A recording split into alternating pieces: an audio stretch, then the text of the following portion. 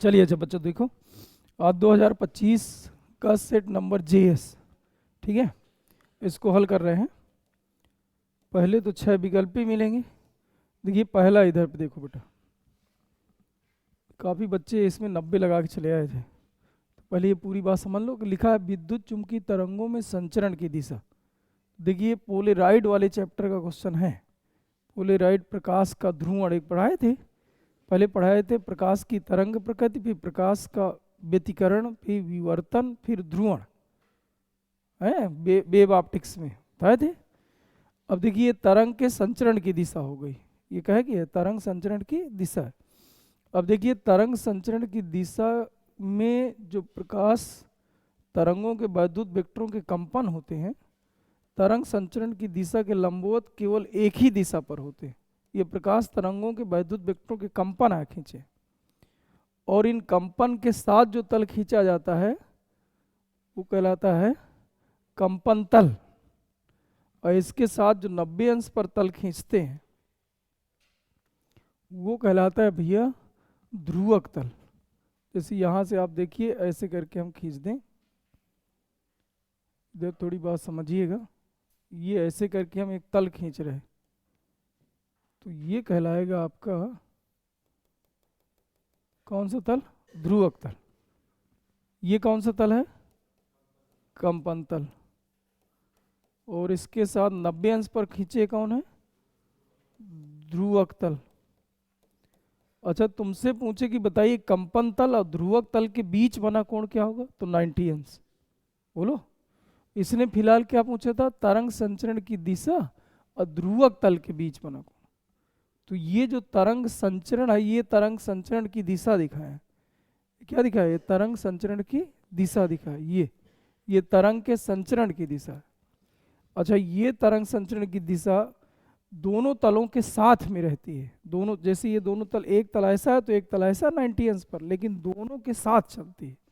इसका मतलब जब भी तुम्हें तरंग संचरण और कंपन तल के बीच कोण पूछे तो हमेशा आपको कितने अंश पे लगाना है? 0। और अगर कभी दोनों तलों के बीच कोण पूछे तो फिर तुम्हें लगाना है 90 अंश। और या तो 0 या तो 90, दो ही उत्तर आता है। तो फिलहाल इसका उत्तर तुम्हारा सही था 0 अंश। ठीक है, आगे देखिए क्वेश्चन नंबर दूसरा विकल्पी है। इसमें कह रहा है कि जब यम1 यम2 द्रव्यमान के दो नाभिक परस्पर संलयित होकर, मान लीजिए भैया एक नाभिक था यम1 द्रव्यमान का, दूसरा नाभिक था यम2 द्रव्यमान का, दोनों के बीच हुआ संलयन की क्रिया, तो कोई नया नाभिक बना होगा, उसका द्रव्यमान कितना है? यम। और जब भी नाभिकीय संलयन या नाभिकीय विखंडन की घटना होती है तो साथ में ऊर्जा जरूर उत्पन्न होती है। ये बात तुम लोगों को पता है? साथ में ऊर्जा जरूर उत्पन्न होगी। अच्छा ये जो ऊर्जा मिलेगी, ये ऊर्जा भैया इसके द्रव्यमान के कम होने पर ये द्रव्यमान थोड़ी हो जाता है कम। जैसे मान लीजिए यहाँ पर आप मान लीजिए 1 ग्राम है और यहाँ पर मान लीजिए 2 ग्राम है, तो टोटल हमें 3 ग्राम मिलना चाहिए। संलयन की क्रिया हुई तो 3 ग्राम मिलना चाहिए, लेकिन 3 ग्राम ना मिलके कुछ कम द्रव्यमान मिलेगा। जैसे 2.5 ग्राम ही मिल गए, तो 0.5 ग्राम जो आपका इधर कम द्रव्यमान मिल रहा है, यही द्रव्यमान चेंज हो जाता है काहे में? ऊर्जा में। यानी द्रव्यमान को ऊर्जा में तथा ऊर्जा को द्रव्यमान में बदला जा सकता है।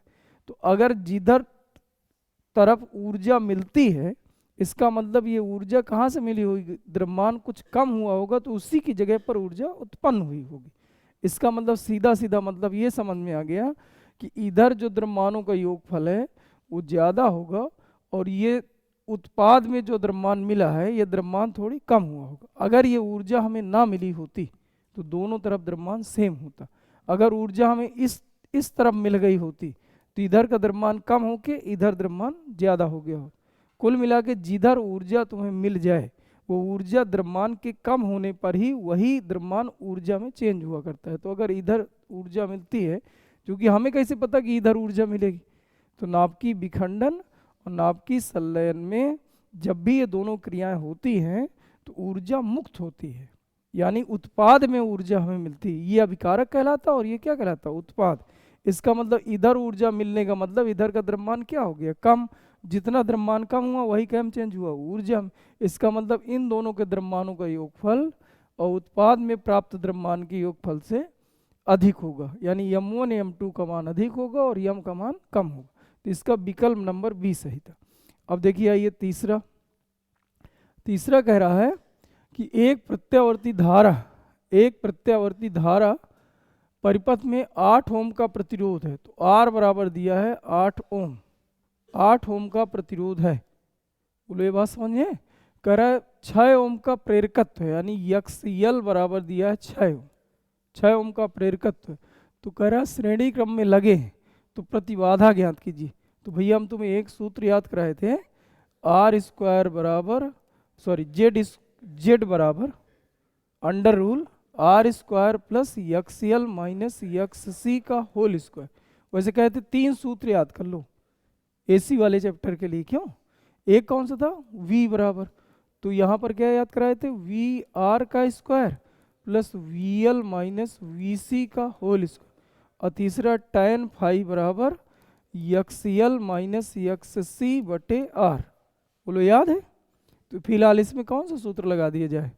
ये लगा दे। अब इसमें आप गौर करिए भैया, R² तो दिया है तो 8 का स्क्वायर कर लो, प्लस XL दिया है तो 6, और जो नहीं दिया रहता उसकी जगह पर 0 रख देते। वैसे रियल में अगर याद हो तुम्हें तो ये कौन सा परिपथ हो गया? R और L परिपथ है, इसमें C है ही नहीं है। तो सभी के लिए अलग अलग 3 सूत्र याद करो, या तो एक तो LCR के लिए इकट्ठा याद कर लो, जैसे ये LCR परिपथ L के लिए भी है, C के लिए भी है और R के लिए, तो इसको इकट्ठा याद कर लो। जो ना दिया रहा करे उसकी जगह 0 रख दिएगा। तो बाकी सूत्र याद करने से यानी दिमाग में रखने से आप बच जाओगे। तो ये थोड़ा ट्रिक आप समझो कि सभी ना याद करके 1-2 याद कर लिया जाए, तो 3 तुम लोग याद कर लो। क्यों? तो बताए इसकी जगह पर कितना रख दें? 0 का स्क्वायर जब करोगे तो ये 8 का स्क्वायर 64 हो जाएगा और 36 हो जाएगा, 36 64 100 हो जाएगा, 100 का अंडर रूल 10 आ जाएगा। इसका मतलब हम समझ गए कि इसका उत्तर कितना आएगा? 10 ओम। डी नंबर पे दिया था। आगे बढ़ जाए, देखिए चौथा विकल्प भी दिया है आपको भैया, निर्वात की वैद्युतशीलता का मात्रक क्या है? तो आप समझिए यह बराबर कूलाम के नियम में बताया गया था 1/4πε0 Q1 Q2 बटे R², यही होता। तो इसको आप ε0 यहाँ ले आइए और ये आ जाएगा 1/4πf Q1 Q2 बटे R²। तो देखिए यहाँ पर, तो देखिए इसका कोई मात्रक मिलना नहीं है। आवेश का मात्रक होता है कूलाम, फिर से आवेश है तो कूलाम स्क्वायर बटे न्यूटन मीटर स्क्वायर। तो ये आ जाना चाहिए कूलाम स्क्वायर बटे न्यूटन मीटर, बी नंबर में। क्यों भैया? आखिरी विकल्प देखो बेटा, कह रहा है कि न्यूनतम आवृत्ति की विद्युत चुंबकीय तरंग है। तो देखिए भैया तुम्हें विद्युत चुंबकीय तरंगे याद कराए थे, पहला क्या है? गामा, फिर यक्स क्या है? यक्स है, फिर परावैगनी है। इनको हमने कहा था क्रम से याद कर लो, पूछेगा जरूर ये ठो। फिर इसके बाद क्या रहता है? दृश्य, फिर क्या रहता है? अवरक्त, इसके बाद क्या रहता है? सूक्ष्म, सूक्ष्म के बाद रेडियो तरंगे। ये बात तुम लोग को पता है? चलिए अच्छा बताइए, जो क्रम हम तुम्हें लिखा दिए ये तरंगदैर्घ्य का बढ़ता क्रम है। तरंगदैर्घ्य का, जैसे हम तुमसे पूछे सबसे ज्यादा तरंगदैर्घ्य किसकी है, तो रेडियो की। सबसे कम तरंगदैर्घ्य, इसके पश्चात ये तरंगदैर्घ्य का बढ़ता क्रम है। बाकी जैसे आवृत्ति पूछ ले तो आवृत्ति का घटता क्रम है, ऊर्जा पूछ ले तो ऊर्जा का घटता क्रम है। ये 3 में से एक ही पूछता है हर साल, ठीक है। अब उसने क्या पूछा था फिलहाल? न्यूनतम आवृत्ति। इसका मतलब आवृत्ति का कौन सा क्रम है? घटता क्रम।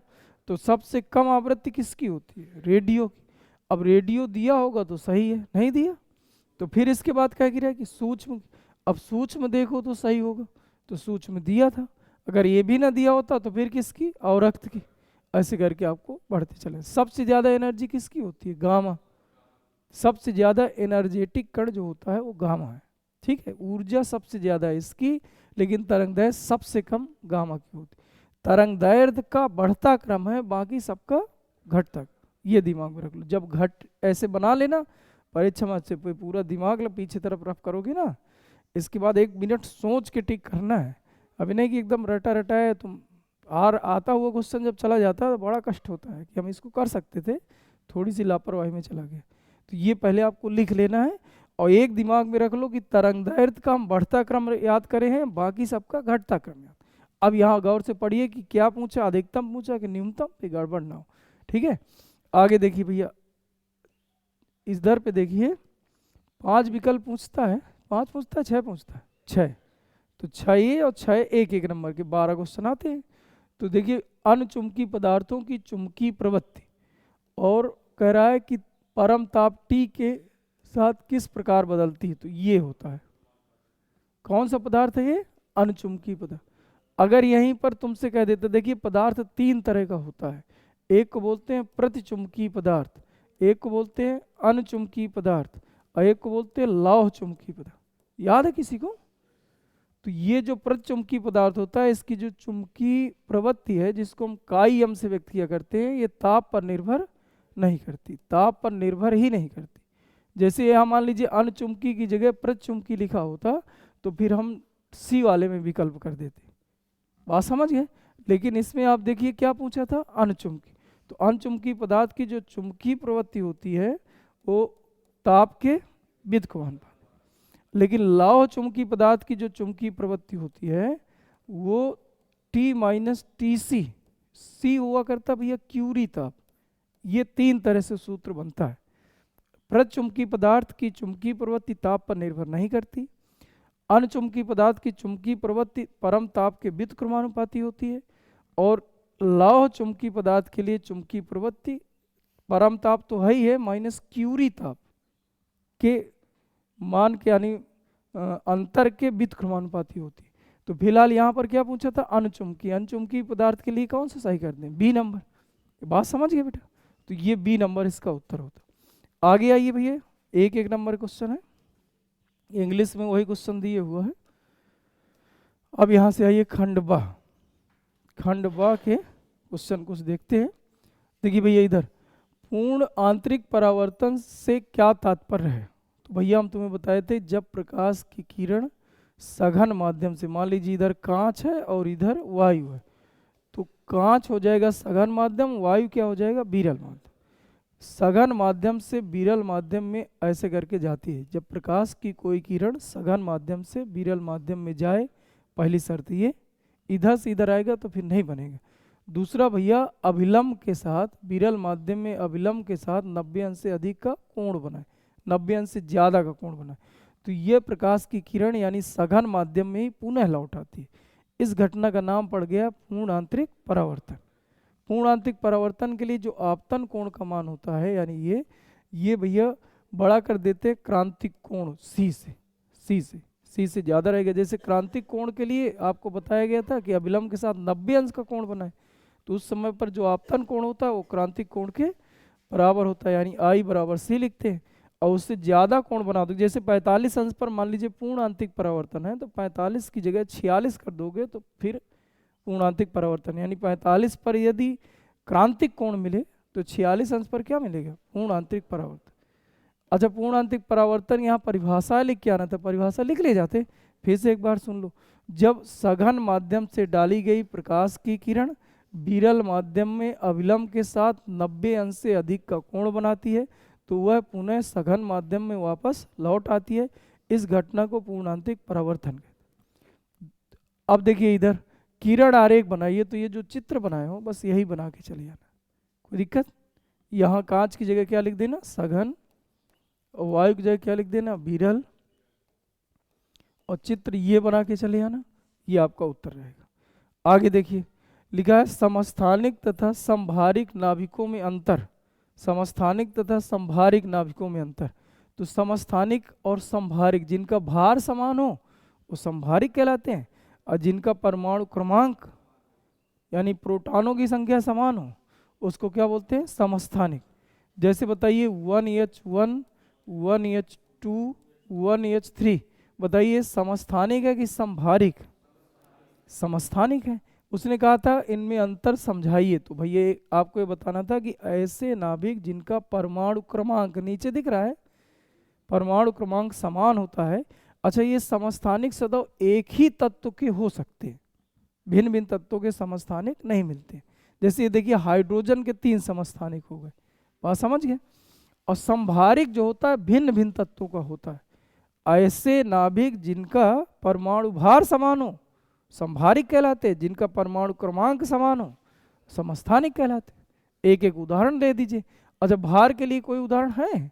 जैसे 1H3 लिख लो और 2He3 लिख लो, क्यों ये लिख दिया जाए। जैसे और कोई उदाहरण है? है कोई? कार्बन 6C14 और 7N14, ये वैसे 12 होता है। 6C12 और 6C14 कार्बन के 2 समस्थानिक होते हैं नहीं, लेकिन जो दूसरा वाला समस्थानिक है वो नाइट्रोजन के भार से भी मैच कर जाता है, तो ये संभारिक का भी एक उदाहरण हो जाएगा। क्या ये बात समझिए? एक नंबर का था तो आप केवल परिभाषा देख के एक एक उदाहरण लिख देते, इतना पर्याप्त था।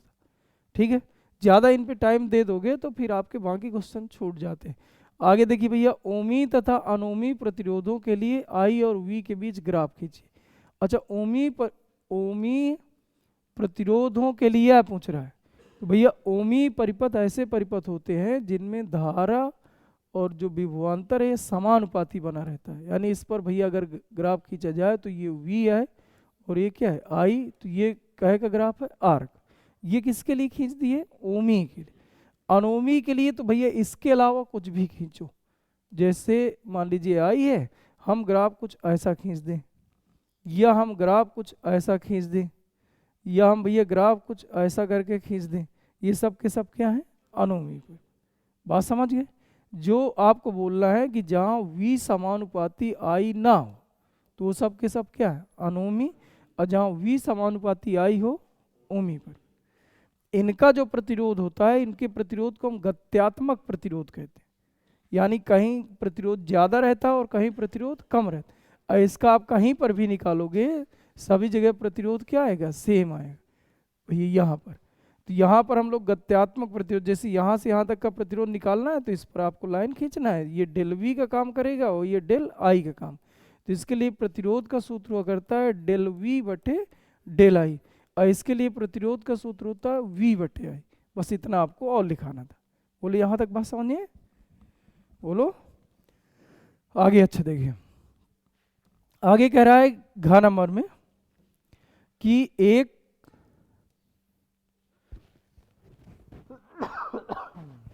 क्या कह रहा है घ नंबर में, एक चालक 2.4 × 10⁻⁻8 कूलाम धन आवेश है। अच्छा बताइए धन आवेश का मतलब बताइए इलेक्ट्रॉन कम है कि ज़्यादा है?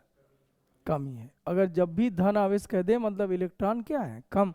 और इलेक्ट्रॉन अगर ज़्यादा हो जाएंगे, इलेक्ट्रॉन चूँकि निगेटिव होता है ना, अगर वो ज़्यादा हो जाएगा तो फिर ऐसी कंडीशन में हम लोग क्या कहेंगे? ऋण। जैसे यहाँ धन की जगह क्या कर दिया होता है? ऋण आवेश, तो हम कह देते इलेक्ट्रॉन ज़्यादा है। चूँकि ये आगे पूछा है कितने इलेक्ट्रॉन की कमी या अधिकता है, तो जैसे हम धन चीज़ देखते हैं हम समझ जाते हैं कि कमी है। ठीक है, अब पूछा कितने इलेक्ट्रॉन, तो Q बराबर सूत्र N × E होता है। N आया तो हमसे पूछा है Q का मान कितना दिया? 2.4 × 10⁻18 बट N का मान निकालना है तो E बटे में ले आओ। E का मान 1.6 × 10⁻19 ऐसा पढ़े हो। अब देखिए यहाँ से अगर निकालोगे भैया तो दशमलव कट जाएगा, 240/16 आएगा। ये बात समझ गए? देखिए दशमलव कट गया, और ये घात जब 19 ऊपर जाएगा तो प्लस का 19 हो जाएगा, तो एक जीरो बच जाएगा ना। ये इधर 18 ही है तो ये एक जीरो आगे बढ़ा लिए। अब 16 का भाग कर दीजिए तो कितना हो जाएगा? 16 के 16 और कितना बचेगा? 8, 16 8 24 और 16 पंचे तो 15 इलेक्ट्रॉन की क्या है? कमी। 15 ही आएगा ना। अच्छा ठीक, आगे देखिए भैया, अगला देखिए कह रहा है किसी प्रत्यावर्ती धारा परिपथ में V बराबर 40 sin 100 पाई t वोल्ट द्वारा प्रदर्शित होता है, जहाँ t सेकेंड में समय वोल्टता ग्राफ उचित पैमाने पर पूर्ण चक्र के लिए बनाइए। एक चक्र के लिए भैया ग्राफ हमें बनाना है, तो ग्राफ देखिए सबको पता है कि ग्राफ ऐसा ही बनता है, ये बात तुम लोग को पता है। लेकिन अब इसमें नई बात क्या हो गई, तो नई बात ये होती है जब ये समीकरण दे देता है तो नई बात ये हो जाती है कि यहाँ पर आपको वैल्यू रखना पड़ता है। जैसे यहाँ पर हम लिखें V, तो V का अधिकतम मान कितना है 40, तो यहाँ क्या दिखाओगे 40 वोल्ट, यहाँ क्या दिखाओगे -40। बोलो ये बात समझ में? पहला काम ये कर देना। दूसरा किसके किसके बीच ग्राफ चाहिए था, तो समय और वोल्टता, तो वोल्टता तो इधर दिखा दिए, अब तुम्हें समय भी दिखाना पड़ेगा। तो अब यहाँ से समय निकालो। देखिए दिखा था V बराबर 40 साइन और 100 पाई टी, और इधर देखिए V बराबर V0 साइन ओमेगा टी, ऐसा पढ़े हो, से तुलना कर दिया जाए तो बताइए ओमेगा बराबर कितना मिल जाएगा 100 पाई, 100 पाई। अच्छा बताइए इधर ओमेगा का सूत्र क्या हो जाएगा 2 पाई बाई टी बराबर 100 पाई, तो पाई से पाई कट जाएगा और टी ले आओ इधर, ये पहुंच जाएगा बटे में, तो यानी टी बराबर आ जाएगा 1/50, 1/50 सेकेंड आएगा ना बेटा। इसका मतलब यहाँ पर तुम दिखाओगे टी 1/50, यहाँ लिख देना सेकेंड, सभी का सेकेंड एक जगह लिख दो, यहाँ लिख देना सेकेंड। तो बताइए यहाँ कितना होगा, यहाँ कितना होगा, यहाँ कितना होगा, यहाँ कितना होगा, यहाँ तो 0 ही रहना है कि नहीं। अच्छा बताइए यहाँ कितना हुआ करता है t/4, यहाँ कितना होता है 2t/4, यहाँ होता है 3t/4 और यहाँ होता है t, तो t का मान तो निकल आया। ये दशमलव बदल लेना, दशमलव बदलते कितना आ जाता है दशमलव, ऊपर 0 बढ़ जाएगा, फिर 0 फिर 0 फिर 2 आ जाता है, ये 0.02 यहाँ लिख सकते हो। अच्छा बताइए यहाँ t/4 करना था, तो t का मान कितना है 1/50 और गुणे 4 कितना आ जाता है 1/200, तो यहाँ लिखते 1/200। अच्छा बताइए यहाँ कितना लिखते, तो 1/100 कर लेते ना भैया, यहाँ कितना आ जाता है 1/100 सेकेंड। यहाँ कितना लिखते, तो 3t/4 है, तो 3 की जगह 3 लिख लो, t की जगह 1/50 लिख लो, 4 की जगह 4 लिख लो, तो ये आ जाता 3/200 और सभी का सेकेंड यहाँ दिखा दो। तो ये जो पॉइंट दिखाए हो इसका है तुम्हें नंबर दे रहा है, बाकी ये ग्राफ तो बेटा सभी बना के आ जाते हैं, ये ग्राफ तो सबसे बन जाएगा। ये बात समझ में है?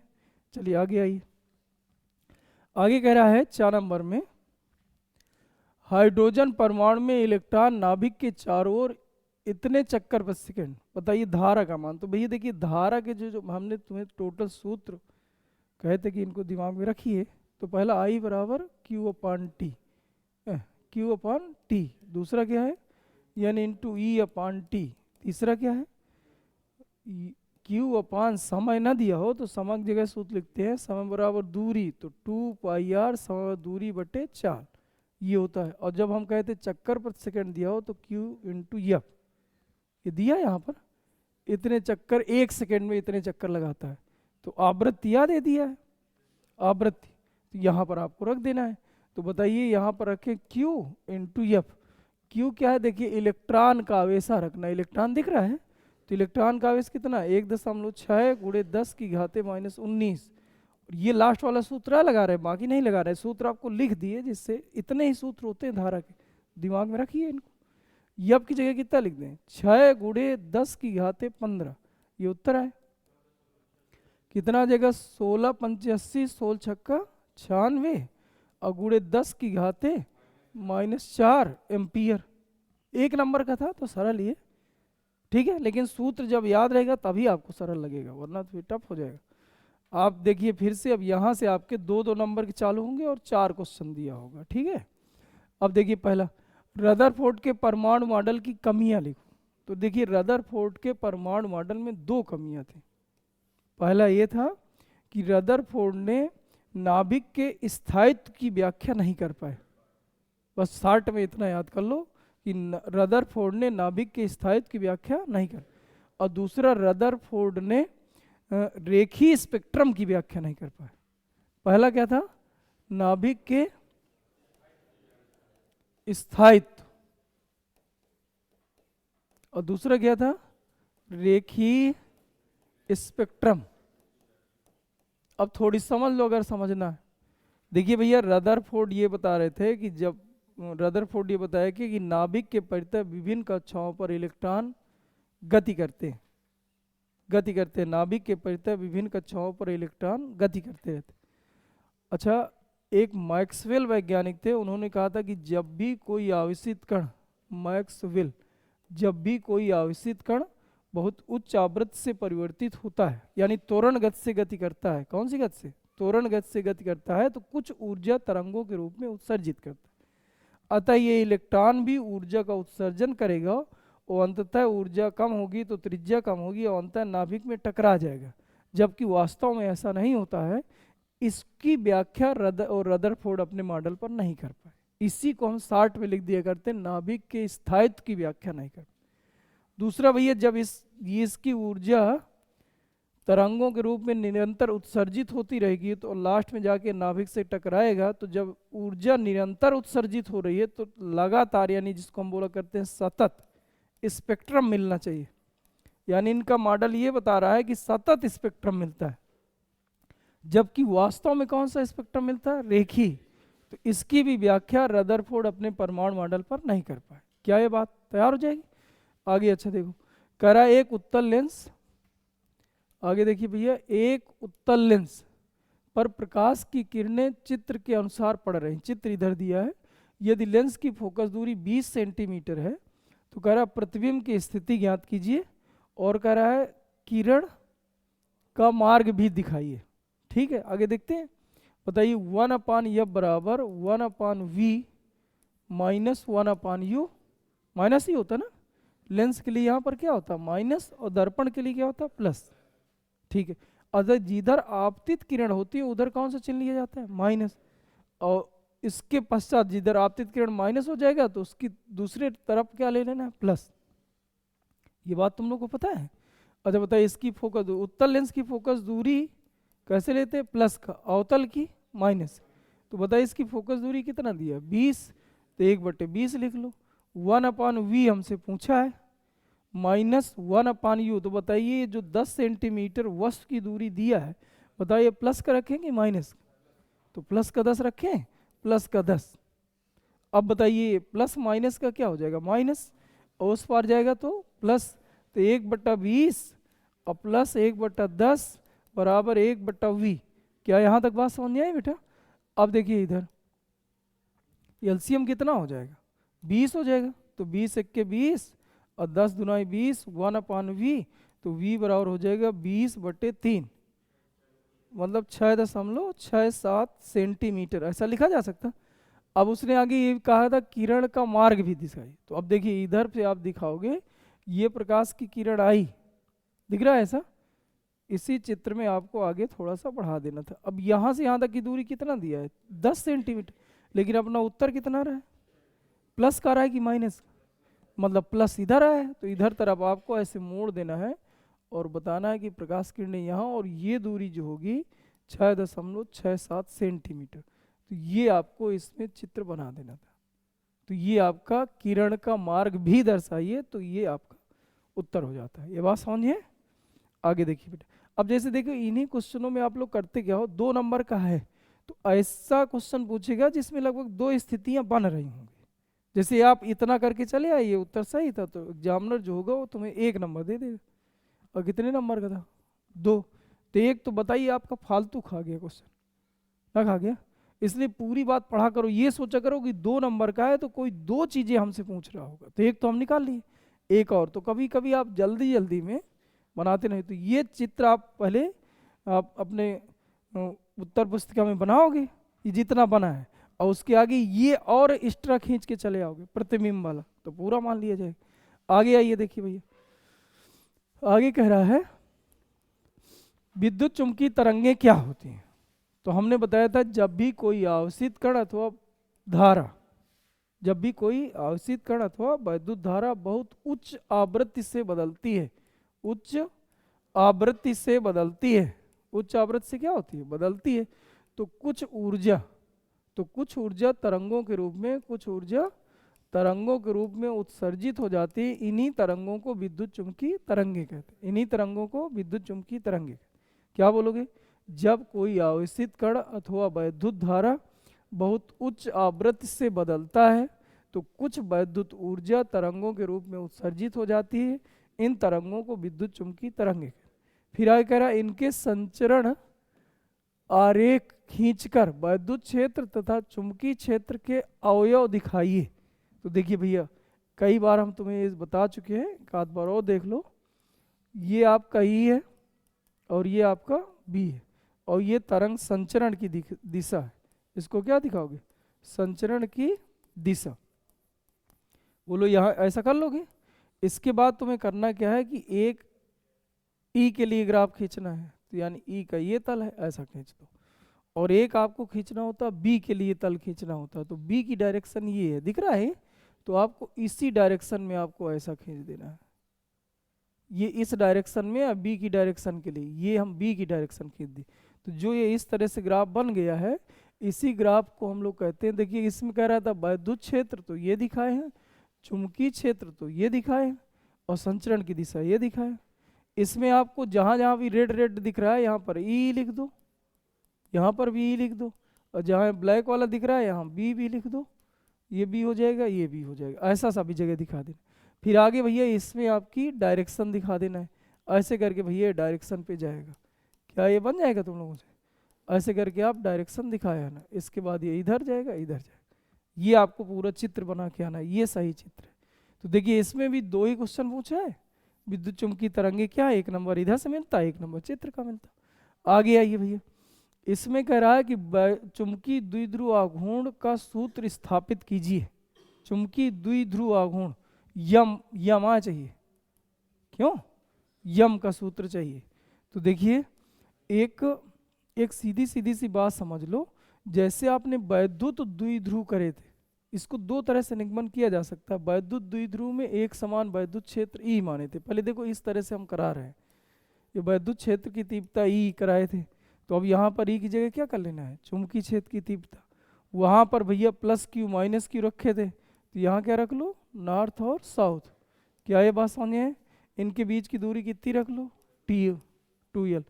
तो चुंबकीय द्विध्रुव आघूर्ण जो यम होता है, यम बराबर सूत्र आ जाएगा Q गुणे 2L, लेकिन यहाँ Q की जगह QM कर लो, मैग्नेटिक, और गुणे 2L दोनों ध्रुवों के बीच की दूरी। दूसरा हुआ करता है यम बराबर NIAB, यम बराबर NIA, बी स्टार लगा दी, यम बराबर NI। अब इसमें देखिए सूत्र स्थापित करना है, सूत्र डायरेक्ट लिखना नहीं है। तो इसका मतलब ये तो इस तरह से आप लिख के आओगे, स्थापित हो गया, चित्र बना के लिखना था, 2 नंबर में पर्याप्त था। लेकिन अगर पूरा का पूरा निगमन करना है तो तुम्हें एक क्या करना है, कुंडली ले लेना है ऐसा। चुंबकीय द्विध्रुव आघूर्ण पहले यम निकाल लो, बल आघूर्ण निकाल लो, चुंबकीय द्विध्रुव बल आघूर्ण मतलब टाउ निकाल लो।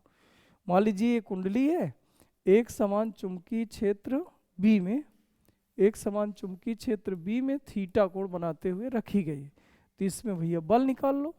तो बल निकालोगे तो बल का सूत्र हुआ करता है F गुणे R, और आर हुआ करता है लंबवत दोनों। अब देखिए जब इसमें करंट इधर को जाएगा, इधर करंट जा रहा है, अब भी इधर को है, तो right hand palm rule number 2, दाहिने हाथ के हथेली का नियम नंबर 2 के अनुसार अंगूठे को धारा की दिशा में, उंगलियों को बी में रख दो, तो नीचे को बल लगेगा।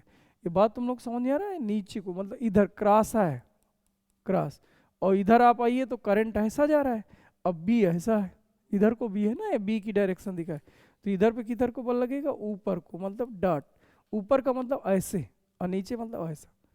तो इनके बीच की जो दूरी है, ये दूरी, ये अगर लंबाई L ले लें, चौड़ाई B ले लिया जाए, तो ये दूरी आएगी। तो यहाँ पर यही बात रख देना है। बल का सूत्र क्या होता है? I/B/L sine theta. तो बताइए साइन किनके बीच बना कोण होता है? B और L।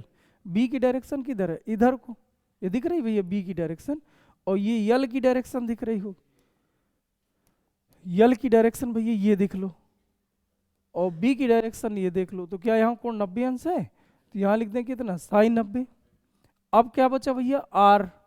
R की जगह वैल्यू बची है, तो ये जो दूरी B है इसकी लंबवत दूरी रखना है भैया, तो ये लंबवत दूरी रखना है।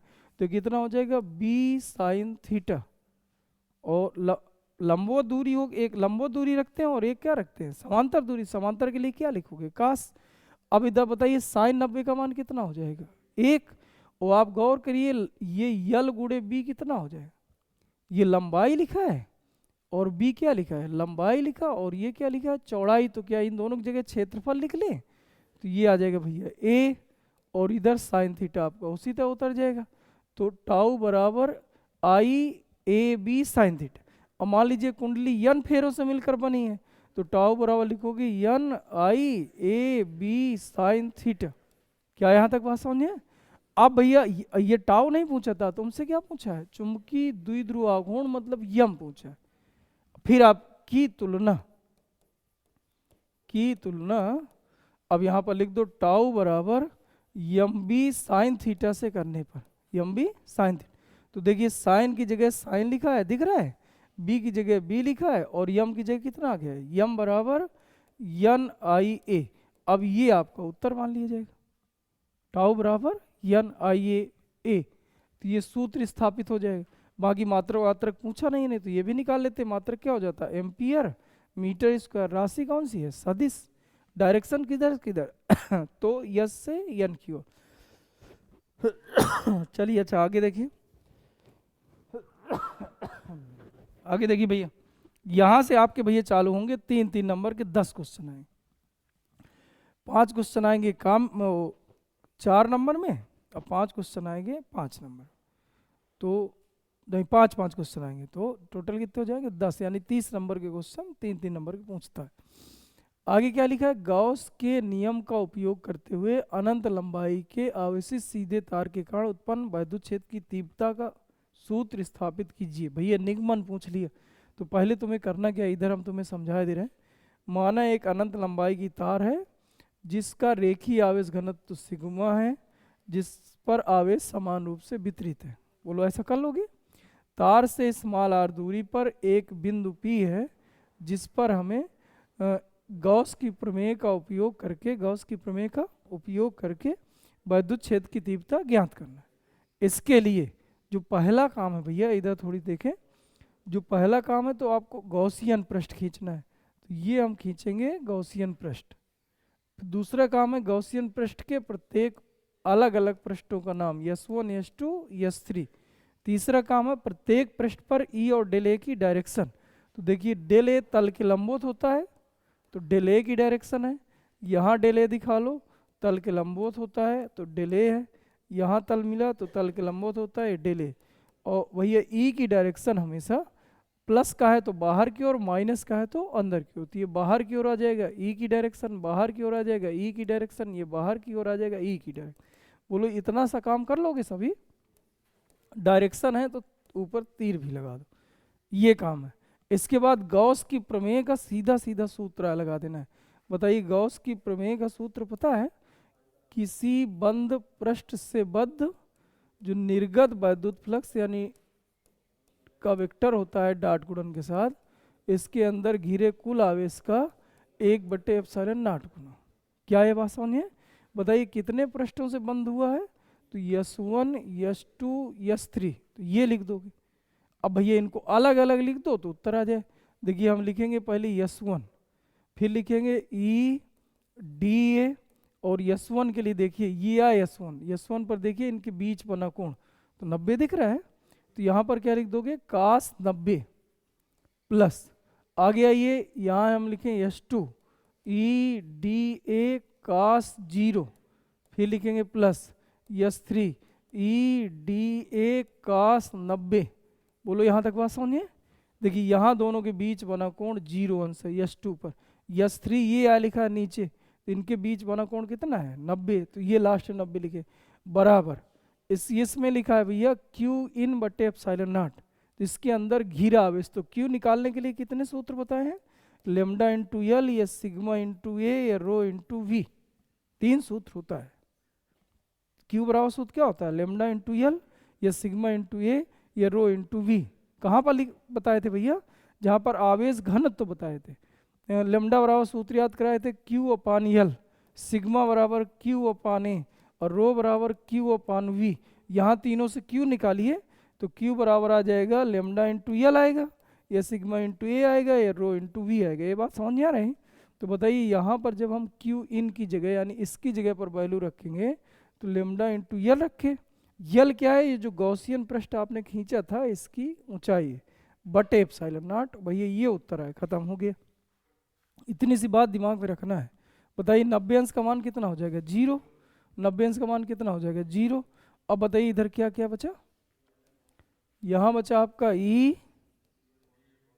और कौन सा दिखेगा यार प्रॉपर रूप से? दिख रहा है?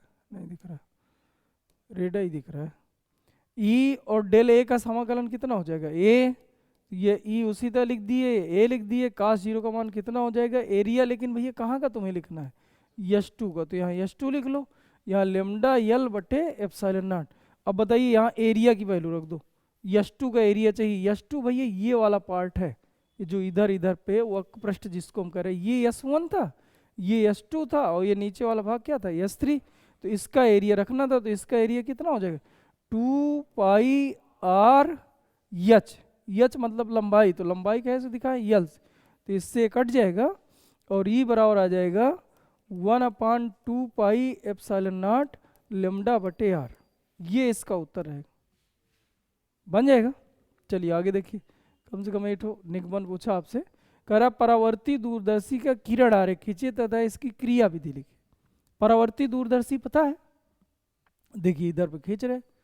परावर्ती दूरदर्शी है पूछा है। पर दूरदर्शी दो तरह की हैं, एक अपवर्ती दूरदर्शी है, दूसरा परावर्ती।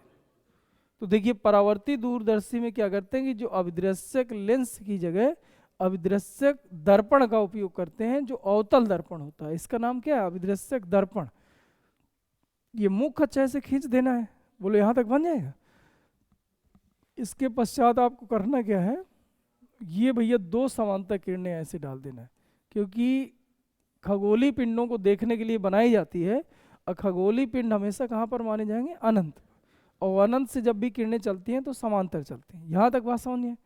इसके बाद भैया इसको आपको यहाँ कहीं जाके काटना है, लेकिन इसके काटने के ठीक पहले आपको 45 अंश के कोण पर समतल दर्पण लगा देना है। तो किरण ऐसे ना जाके, यहाँ आप डैश डैश करके दिखा सकते हो, ऐसे किरण ना जाके ऐसे इधर परावर्तित हो जाएंगे। क्या ये बात तुम लोग समझ में आ गई? ऐसे परावर्तित होंगी। तो अब यहाँ पर तुम्हें क्या करना है कि एक चित्र बना लेना है। मान लीजिए यहाँ पर हमें प्रकाश की किरणों का चित्र चाहिए फाइनल, तो यहाँ पर आप एक उत्तल लेंस लगा लो। अब उत्तल लेंस जब लगाओगे तो ये प्रकाश की किरणें जो ऐसे चल रही थी, रियल में लेंस में पड़ने के बाद ये इधर इधर को मुड़ जाएंगे। तो यहाँ से जो प्रकाश किरणें आई थी यहाँ जाएंगी, यहाँ के बाद यहाँ जाए। यहाँ हम नेत्र को रखते हैं, और हमें जो ये खगोलीय पिंड वहाँ है, हमें इस पॉइंट पर दिखाई देता है। इसको लिख लो A1। पहले तो ये ऐसा करके दिखा लो डैश डैश डैश।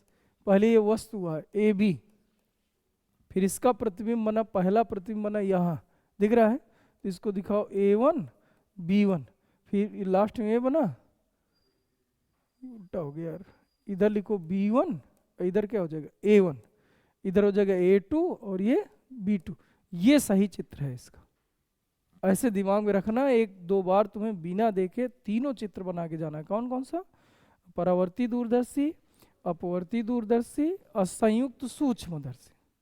और इनके आवर्धन क्षमता के सूत्र डायरेक्ट याद कर लो, ठीक है? जैसे इसके आवर्धन क्षमता का सूत्र, यानी परावर्ती दूरदर्शी हो चाहे अपवर्ती दूरदर्शी हो, दोनों के लिए आवर्धन क्षमता का सूत्र सेम ही है। कितना होता है? जब अनंत पर प्रतिबिंब बनता है तो आवर्धन क्षमता का सूत्र -FO/FE, और जो लंबाई होती है FO+FE। और जब स्पष्ट दृष्टि की न्यूनतम दूरी d पर बनता है तो d के लिए याद किए होगे FO/FE 1+FE/d, और लंबाई के लिए पढ़े होगे FO+UE। ये सूत्र होते हैं। बोलो ऐसा कर ले जाओगे। इसमें एक बात और लिखी है, क्रिया विधि स्पष्ट कीजिए। अब देखो क्रिया विधि के बारे में जो जैसा चित्र बनाए हो इसके बारे में लिखना है। इस दूरदर्शी की सहायता से। बेटा तुम्हें कोई दिक्कत हो रही? जाना है? और कोई दिक्कत? कि चेहरा देख के ऐसा लग रहा है जैसे आप पढ़ना नहीं चाह रहे, ऐसे ही चालू रहते हो। चलो अच्छा तुम ही क्रिया विधि बताओ तो हमें समझ में आए। ये भैया इस बालिका के मुख से आप क्रिया रेखा सुनेंगे, परावर्ती दूरदर्शी बताएगी। बताओ बेटा। अच्छा, मतलब आप मनन कर रहे हो, हैं? चलो ठीक है। तो हैं? लिख लोगे, बोलते ना बनेगा। चलिए कोई बात नहीं, तो अब हम बोल रहे हैं, हमसे बोलते बनता है, हमसे लिखते नहीं बन रहा। तो अब ना हमारा आप अपमान करो ना हम आपका करें, सीधी सीधी बात की नहीं। वो आप कंटिन्यू चालू हो, कभी हमारी तरफ देख के मन जैसा बिगड़ रहा है, कभी उससे बात कर रहे हैं। देख लो इधर 1 घंटा ज़्यादा ज़्यादा पढ़ाना है, फिर आप यहाँ दोनों रुकेंगे आज, और 1 से 2 घंटे इधर चौरा करेंगे, ठीक है? फिर हम आपकी छुट्टी करेंगे, ठीक है? जिससे आपका 2-3 दिन का चौरा खत्म हो जाए, फिर आप 2-3 दिन कम से कम ढंग से पढ़ेंगे। इधर देखिए भैया, पहले आपको ये बोलना है कि परावर्ती दूरदर्शी की सहायता से खगोलीय पिंडों को बिना गोली, भैया अपवर्ती दूरदर्शी में समस्या क्या आ गई थी कि वर्ण विपथन का दोष उत्पन्न हो गया था। यानी इधर से जब श्वेत प्रकाश की किरण आती है और लेंस से होकर गुजरती है तो श्वेत प्रकाश की किरण 7 रंगों में टूट जाती है। तो जैसे चंद्रमा देख रहे हो तो विभिन्न रंगों के साथ चंद्रमा दिखने लगते हैं, उसे हम क्या करते हैं, वर्ण विपथन। उस दोष को दूर करने के लिए फिर ये दूरदर्शी बनाया गया था। तो आपको ये बोलना है कि परावर्ती दूरदर्शी की सहायता से किसी खगोलीय पिंड का बिना वर्ण विपथन के दोष द्वारा, बिना वर्ण विपथन यानी 7 रंग के अब प्रतिबिंब नहीं बनेंगे, बिना वर्ण विपथन द्वारा या के दोष द्वारा किसी खगोलीय पिंड का स्पष्ट प्रतिबिंब बनाकर देखा जाता है, वो क्या कहलाता है, खगोलीय, वो परावर्ती दूरदर्शी कहलाता है, ठीक है? अब इसमें आप ये बताओगे कि इसमें क्योंकि क्रिया विधि बस पूछा था, बाकी नहीं पूछा था, इसलिए हम सीधे क्रिया विधि में आ जाते हैं। पहले हमने माना एक जो है खगोलीय पिंड कौन सा है, ए बी। ये हमने डैश डैश करके दिखाया, यहाँ से इसकी दूरी नहीं नापी जा सकती, एक डैश डैश करके दिखा दिया, जिसे परावर्ती दूरदर्शी द्वारा देखा जा रहा है। वहाँ मतलब ए बी से आने वाली समांतर किरणें दर्पण द्वारा, जिसे हम अभिदृश्यक दर्पण कहते हैं, अभिदृश्यक दर्पण यमुवन द्वारा परावर्तित होकर प्रतिबिंब बनाती हैं। लेकिन प्रतिबिंब बनने के ठीक पहले मुख अक्ष के साथ 45 अंश के कोण पर एक समतल दर्पण यम2 रख दिया जाता है, जिससे किरणें परावर्तित होकर प्रतिबिंब A1 और B1 पर बनाती हैं। यहाँ पर दिख रहा है। अब आपको बोलना है कि इस प्रतिबिंब के कुछ दूरी पर एक हम उत्तल लेंस रख देते हैं, जिसे कौन सा, नेत्रिका लेंस भी कहते हैं, जिस पर ये प्रकाश की किरणें पड़ती हैं तथा पुनः प्रतिबिंब A2 और B2 बनाती हैं। इस तरह से किसी खगोलीय पिंड AB का प्रतिबिंब स्पष्ट रूप से A2 और B2 पर बन जाता है। बात समझ गए? बस इतना सा आपको लिख के आना था। आगे देखिए, अच्छा, अणुचुंबकी, प्रचुंबकी, लव चुंबकी में विभेदन कीजिए तथा एक एक उदाहरण दीजिए। अणुचुंबकी पदार्थ की डिफिनीशन लिखना है, 3 नंबर का है तो 3 बातें पूछ लिया, तो बस एक छोटा छोटा सा लिख दीजिए। प्रचुंबकी लिख दीजिए और लौह चुंबकी लिख दीजिए। बताइए लिख पाओगे? ऐसे पदार्थ जिन्हें चुंबकीय क्षेत्र में रखने पर, ऐसे पदार्थ जैसे हम यहाँ थोड़ी सी चुंबकीय क्षेत्र बना भी दें, ये चुंबकीय क्षेत्र भी है, और यहाँ पर किसी पदार्थ को आप रखिए, मान लीजिए हमने पदार्थ रख दिया AB, और चुंबकीय क्षेत्र की दिशा में ही थोड़ा सा चुंबकित हो, चुंबकीय क्षेत्र की दिशा में थोड़ा सा चुंबकित हो जाए, चुंबकीय क्षेत्र की दिशा में थोड़ा सा चुंबकित हो जाए, तो ऐसे पदार्थों को कौन सा पदार्थ कहते हैं? अणुचुंबकीय पदार्थ। और ऐसे पदार्थ जिन्हें चुंबकीय क्षेत्र में रखने पर, ये चुंबकीय क्षेत्र की दिशा है दिखा रहा है, चुंबकीय क्षेत्र में रखने पर चुंबकीय क्षेत्र की विपरीत दिशा में, मान लीजिए अब हम यहाँ AB रखें और ये विपरीत दिशा में चुंबकित हो, मतलब इस डायरेक्शन में चुंबकित हो, विपरीत दिशा में थोड़ा सा चुंबकित हो जाते हैं, प्रतिचुंबकीय पदार्थ कहते हैं। और ऐसे पदार्थ जिन्हें चुंबकीय क्षेत्र में रखने पर, फिर से यहाँ चुंबकीय क्षेत्र बना रहे हैं, याद करने के लिए बना रहे हैं, तुम्हें परीक्षा में नहीं बना गया, तुम्हें डिफिनीशन लिख के आना है। चुंबकीय क्षेत्र की दिशा में प्रबल रूप से चुंबकित हो जाते हैं, प्रबल रूप से चुंबकित हो जाते हैं A और B, और चुंबकीय क्षेत्र की दिशा में ही, ध्यान देंगे, चुंबकीय क्षेत्र की दिशा में प्रबल रूप से चुंबकित हो जाते हैं, वो कौन से कहलाते हैं? लौह चुंबकी। लौह चुंबकीय पदार्थ कितने हैं? Nickel, cobalt, iron. आयरन को हम Fe से लिखते, क्यों?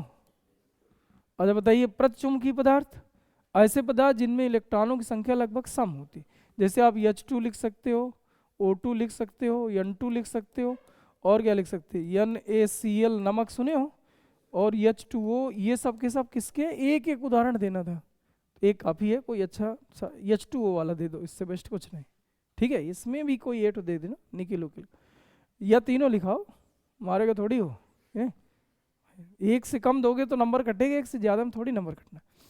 अणचुंबकीय में क्या करिए, ऐसे पदार्थ जिनमें इलेक्ट्रॉनों की संख्या विषम रहती है, जैसे आप ले लो सोडियम 11 नंबर में होता है, एल्यूमिनियम 13 नंबर में शायद होता है, 13 ही होता ना, तो 2 13 मतलब विषम, दिमाग का लगाना कि नहीं, तो बस ये 2 ठो इसके लिए याद कर लो, बोलो याद हो जाएगा।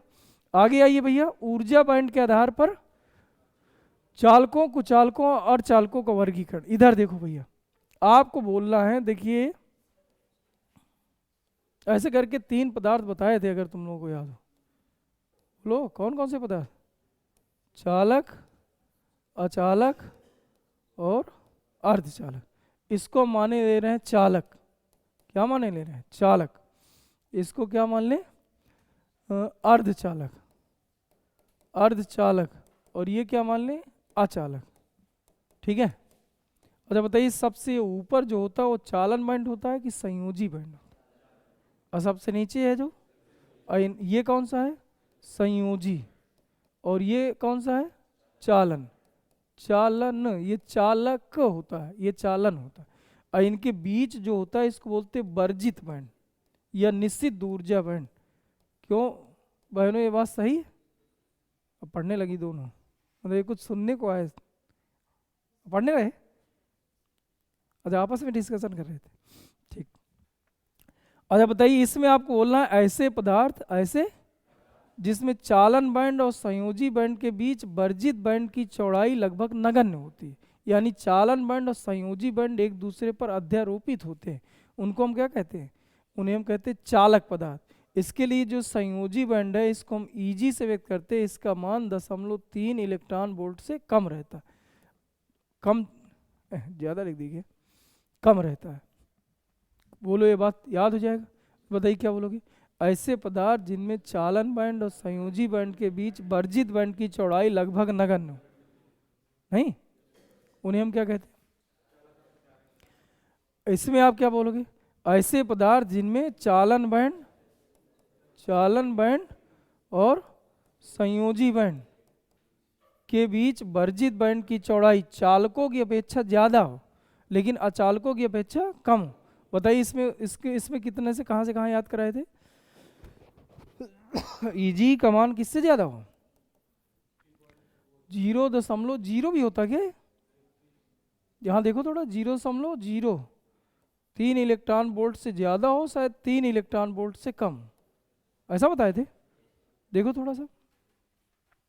इसमें भैया अचालक में क्या बताओगे, ऐसे पदार्थ जिनमें चालन बैंड और संयोजी बैंड, चालन बैंड और संयोजी बैंड के बीच वर्जित बैंड की चौड़ाई, ये जो वर्जित बैंड है इसकी चौड़ाई अर्धचालकों की अपेक्षा ज्यादा हो, नहीं सबसे ज्यादा हो, तो फिर हम उसको क्या कहते हैं, अचालक पदार्थ। जैसे भैया 2-3 बात याद करना, जैसे हीरे के लिए इसका मान होता है 3 इलेक्ट्रॉन वोल्ट, कितना होता है 3 इलेक्ट्रॉन, हाँ 7 ही होता है, उल्टा बोल गए, 3 बोल रहे थे, 7 इलेक्ट्रॉन वोल्ट होता है। मिला बेटा तुम लोगों,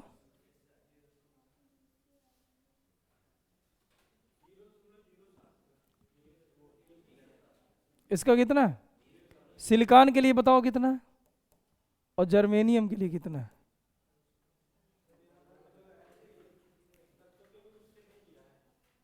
दिखाए थे,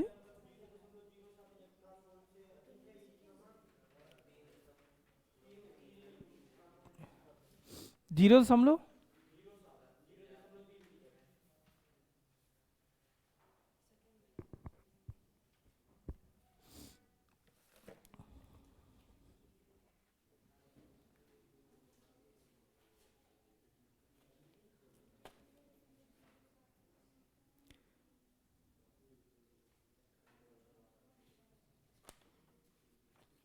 देखिए इधर देखो 0.7 से कम है ना, और 0.75 और 1.2, ये 2 एंट्री है, याद करना है। जर्मेनियम के लिए 0.75 .75 इलेक्ट्रॉन वोल्ट, एक साथ विकल्पी में पूछा था यार। और सिलिकॉन के लिए 1.12 इलेक्ट्रॉन वोल्ट, 1.12 इलेक्ट्रॉन वोल्ट। ये किसकी बात है बता रहे हैं? निश्चित ऊर्जा बैंड की चौड़ाई, निश्चित ऊर्जा बैंड की चौड़ाई कितना? सिलिकॉन के लिए 1.12, जर्मेनियम के लिए 0.75। बोलो इसके लिए कितना मान कम से कम 0.07 के आसपास ले लो, 0.07 इलेक्ट्रॉन वोल्ट या इससे कम हो, मतलब एकदम लगभग जीरो के मामले, जीरो के आसपास। और यहाँ से भैया क्या करना है कि 0.07 इलेक्ट्रॉन वोल्ट से ज़्यादा ले लो, यानी इस वाले से ज़्यादा ले लो, इस वाले से कम कर लो। तो इसके लिए हम कितना कर लें? लगभग इससे ज़्यादा, ज़्यादा का चिन्ह बना लो ग्रेटर देन, ठीक है। और इससे क्या करो? कम, यानी अचालक से कम। तो अचालक से कम कितना कर लें? लगभग 3 इलेक्ट्रॉन वोल्ट के आसपास, ये कर लो। और इसकी वैल्यू हमेशा रहेगी वर्जित बैंड की चौड़ाई 3 इलेक्ट्रॉन वोल्ट से ज़्यादा, 3 इलेक्ट्रॉन वोल्ट से ज़्यादा, जैसे हीरे के लिए होती है 7 इलेक्ट्रॉन। ये बोलो, ये कर ले जाते, इतना सी बात दिमाग में रख लो, ठीक है। आगे देखें, आगे आओ। यहां से अब सवाल हैं, थोड़ी जल्दी जल्दी करते हैं। कह रहा है एक स्वप्रेरण, दिख नहीं रहा क्या? इधर देखो, इधर कह रहा है कि स्वप्रेरण गुणांक, स्वप्रेरकत्व से आप क्या समझते हैं? स्वप्रेरण गुणांक से आप क्या समझते हैं? तो अगर याद हो तो यल बराबर सूत्र याद कराए थे, यन फाई अपान आई, यल बराबर याद है स्वप्रेरण के लिए। यदि कुंडली में 1 एम्पियर की धारा प्रवाहित कर दी जाए तो कुंडली या परिनालिका के फ्लक्स ग्रंथिताओं की संख्या को, इसको हम क्या बोला करते हैं? फ्लक्स ग्रंथिताओं की संख्या को स्वप्रेरण गुणांक कहते हैं। इसको हम क्या बोलते हैं? ये ना भूलना है, शब्द भूल जाता है। फ्लक्स ग्रंथिताओं की संख्या को क्या बोलते हैं भैया? फ्लक्स ग्रंथिताओं की संख्या को स्वप्रेरण गुणांक कहते हैं। यदि कुंडली अथवा परिनालिका में 1 एम्पियर की धारा प्रवाहित की जाए तो इन कुंडली अथवा परिनालिका की फ्लक्स ग्रंथिताओं की संख्या को स्वप्रेरण गुणांक कहते हैं। इसका मात्रक क्या होता है? हेनरी। क्या लिख गया? हेनरी। अब देखिए इसमें सूत्र पूछा है तो भैया इसमें आपको करना क्या था? यल बराबर तो ये सूत्र होता है, लेकिन जब भी सवाल पूछे तो हम बताए थे ई बराबर याद कर लो -n di/dt, याद है? तो बताइए इसमें कह रहा है कि स्वप्रेरण गुणांक कितना दिया है, तो यहाँ माइनस का और यल की वैल्यू दिया है तो यल की वैल्यू रख लो। यल का मान कितना दिया? 0.4 मिली, मिली मतलब 10⁻³ इनमें बहने वाली धारा का मान 0.1 सेकेंड में 1 एम्पियर परिवर्तित हो जाता है, यानी डेल आई की जगह दिया है 1 और समय डेल टी की जगह दिया है 0.1। क्या ये बात समझिए? तो कह रहा प्रेरित विद्युत वाहक बल मतलब ई का मान ज्ञात कीजिए। ये तो बिल्कुल सूत्र ही में यहाँ रख दिया था। अच्छा इसी तरह सवाल पूछता ही है, सूत्र बस दिमाग में रखो यार। बताइए 10 से ये कटेगा ऊपर तो 10 आ जाएगा, 10 का गुणा 0.4 में कर दो, 4 गुणे 10⁻³ और वोल्ट, यही आएगा। खत्म। आगे देखिए, यहां से फिर अगले 5 क्वेश्चन फिर से आएंगे, ये भी आपके 3-3 नंबर के ही रहेंगे। आगे कह रहा है ट्रांसफार्मर का सिद्धांत, तो बताइए स्वप्रेरण की अन्योन्य प्रेरण? अन्योन्य प्रेरण के सिद्धांत पर कार्य करता है, अन्योन्य प्रेरण के सिद्धांत पर कार्य करता है। फिर क्या लिखा? ऊंचाई ट्रांसफार्मर का परिपथ आरेख बनाइए। ऊंचाई ट्रांसफार्मर का लिए संकेत पहले देखो हम बनाए दे रहे हैं, इसके बाद अभी आपको परिपथ चित्र बना रहे हैं। ऊंचाई के लिए दूसरे यानी सेकेंडरी में फेरों की संख्या बहुत अधिक होनी चाहिए। ये सेकेंडरी है, यस ये प्राइमरी है, प्राथमिक। इसको हम बोला करते ऊंचाई ट्रांसफार्मर का संकेत। लेकिन उसने क्या कहा था? परिपथ चित्र बनाइए तथा इसकी क्रिया विधि को समझाइए। तो ये संकेत भी बना देना आप लोग ये, लेकिन पहले इसके पहले आप ट्रांसफार्मर बनाना। तो बताइए ऐसे करके खींच लोगे? बोलो ऐसे करके थोड़ा सा ये बना लेना। इसमें पटलित रूप से करोड़ रखे जाते हैं, इसलिए थोड़ी से कटा कटा ये बना लेना। ऐसे यहाँ पे खींच लो यार, ऐसे करके विभिन्न लाइन खींच लेना, तो ये 3D जैसा थोड़ी चित्र बन जाएगा। बन गया। इसके बाद यहाँ इसे प्राथमिक है तो प्राथमिक में फेरों की संख्या कम करके द्वितीयक में बढ़ा देना। इसमें 2-3 ठो फेरा लगा दो। ये है मान लीजिए, इसको आप बता दो AC से जोड़ दिए, यहाँ बहुत ज़्यादा फेरों की संख्या बढ़ा दो तो ये ऊंचाई ट्रांसफार्मर बन जाएगा। क्या बन जाएगा? ऊंचाई ट्रांसफार्मर बन जाएगा। ये ऊंचाई ट्रांसफार्मर, इसको आप सेकेंडरी कह देना, सेकेंडरी यस, ये कह देना प्राथमिक। चित्र बन गया, इसकी क्रिया विधि को समझाइए। तो क्रिया विधि आपको समझाना है, बोलो क्रिया विधि में क्या करोगे। जब ट्रांसफार्मर होते क्या है, एक ऐसी युक्ति है जो प्रत्यावर्ती धारा यानी एसी वोल्टेज को, प्रत्यावर्ती वोल्टेज को बढ़ा देता है। यहाँ पर कौन सा चाहिए, ऊंचाई। तो एक ऐसा ट्रांसफार्मर जो प्रत्यावर्ती वोल्टेज को बढ़ा देता है, कौन सा कहलाता है, ऊंचाई ट्रांसफार्मर कहलाता है।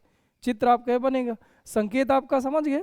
इन वाली कुंडली को हम यहाँ दिखा देते हैं, फिर ये बीच में ये जो ये पूरा क्रोड था ऐसे दिखा देते, फिर इनको ये संख्या हम ऐसे दिखा देते।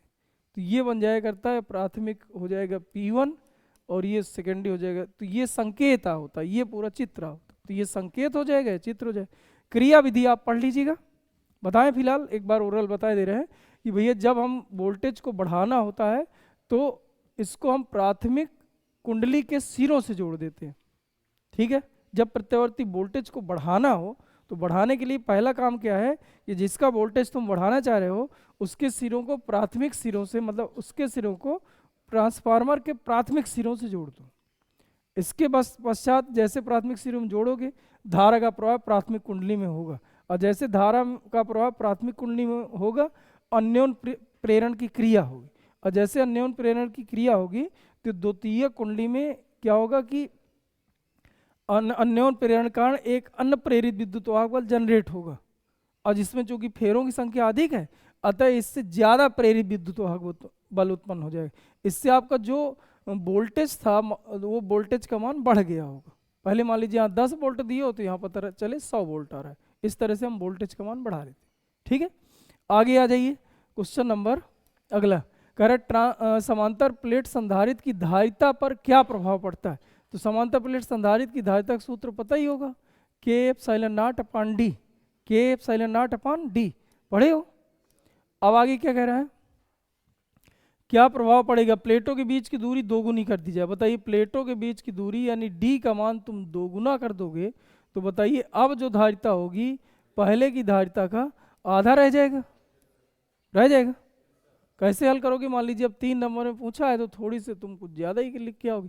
पहले इसको समीकरण फर्स्ट मान लेना, अब C2 बराबर लिखना K∈0/2d लिखना, समीकरण सेकेंड लिखना, फिर आप समीकरण फर्स्ट भागे समीकरण सेकेंड, भाग करना भैया। तो आ जाएगा C/C2 बराबर, तो भाग करोगे तो ये पूरा कट जाना है, d से d कट जाना है, तो 1/1 1/2 ये बचेगा बेटा, 1/1 और 1/2 आ रही बात समझे। तो ये बाहर बाहर का गुणा और अंदर का गुणा, तो C/C2 बराबर 2 आ जाएगा। तो बताइए C2 बराबर क्या लिख सकते हो, C/2। अब बता देना कि अब जो धारिता होगी पहले की धारिता की आधी हो जाए। तो ऐसे इस तरह डायरेक्ट नहीं लिख के आना, चूंकि अभी 3 नंबर की बात है ना, तो इस तरह हाँ तब भी आप डायरेक्ट नहीं लिखोगे कि या दुगनी हो गई आधी हो गई।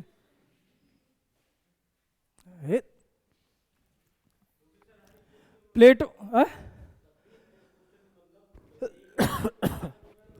हाँ जैसे आप हिंदी से लिखा है कि दोगुनी हो जाएगी, इतना बस लिख के चले आए। तो अब टीचर के ऊपर डिपेंड करता है, नहीं मान लीजिए मेरे जैसा होगा तो दे देगा नंबर, तुम्हारी भावनाएं थोड़ी कदर करेगा। अब बाकी उससे तो ये लगेगा कि यार नहीं तुम पूरी बात समझा के हमें बताए हो।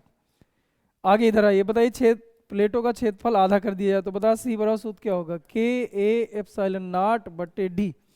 बताइए प्लेटों का क्षेत्रफल आधा करोगे तो भैया C2 बराबर लिख लेना, K∈0/d, फिर दोनों कर देना भाग। बताइए भाग करने में क्या मिलेगा, ये तो जा रहा है, d से d भी जा रहा है। बताइए इधर 1/1 और 1/2 बच रहा है, फिर ये बाहर बाहर गुणा अंदर गुणा तो 2 ऊपर पहुंच गया, तो C/C2 बराबर 2/1। क्या फिर से C2 बराबर C/2 आ गया, यानी फिर से धारिता कितनी हो जाएगी, आधी हो जाएगी। धारिता कितनी हो गई, आधी। और कह रहा है प्लेटों के बीच के परावैद्युत पदार्थ भर दिए जाए। अब देखिए भैया पहले प्लेटों के बीच परावैद्युत पदार्थ नहीं भरना, तो C बराबर लिख लेना A∈0/d, फिर प्लेटों के बीच परावैद्युत पदार्थ भर देना K∈0/d, C2 हो जाएगा। दोनों को भाग कर देना तो ये चला जाएगा। अब आ जाएगा 1/1 और K/1, नहीं समझ आ रहा, बाहर का गुणा अंदर गुणा, तो C बराबर C2 बराबर 1/K, तो C2 बराबर हो जाएगा KC। इसका मतलब अब धारिता K गुना बढ़ जाएगी।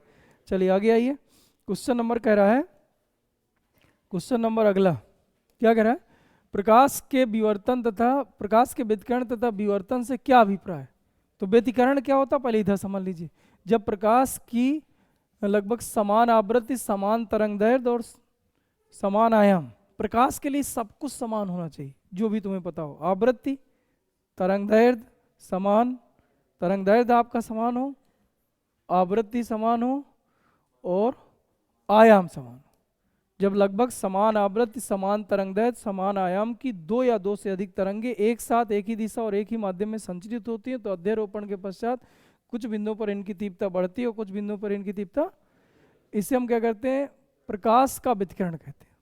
ठीक है, आगे कह रहा है विवर्तन क्या होता है, तो आपको वो बोलना है कि जब प्रकाश की तरंगें किसी संकीर्ण छिद्र अथवा अवरोधक से होकर गुजरती हैं, किसी संकीर्ण छिद्र अथवा अवरोधक से होकर गुजरती हैं तो आंशिक रूप से अपने मार्ग से विचलित हो जाए, आंशिक रूप से अपने मार्ग से विचलित, इस घटना को प्रकाश का विवर्तन, दोनों का डिफिनीशन लिख देना था।